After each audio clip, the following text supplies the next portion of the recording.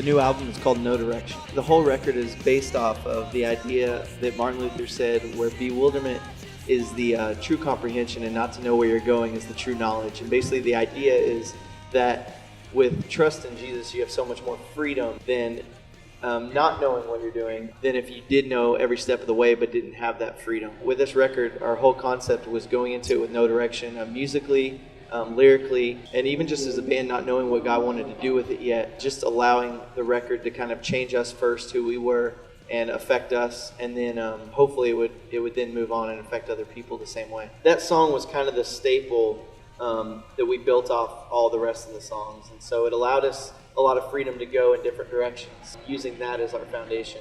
So the song's just all about, that idea that I've got no direction, but it's, it's all right. Like, who cares if we don't know what our next step is? Who cares if we don't know where we're going to be 6 months from now? As long as we've got, Christ, that's been the biggest game changer for all of us.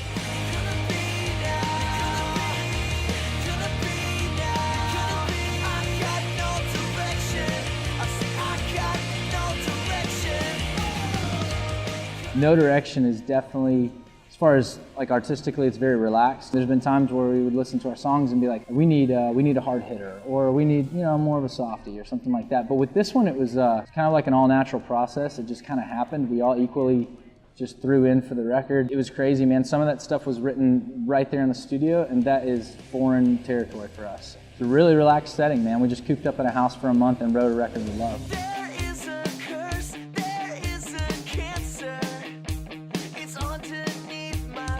Really, we are who we are, and we know who we are. Like, we know where our identity lies, and it allows us the freedom to be able to play virtually anywhere. Like, I can play in a bar, and I can play in a church, and at the end of the day, I'm going to be who I am to those people in any place. We're just a rock band, so people in bars latch on to rock music. So we come and have fun, and the gospel's strung out through all of our songs. We're just a band that loves on people and works on personal experiences that we have, and bars are great places to learn stories and meet people and show a light in a place where there might not be one.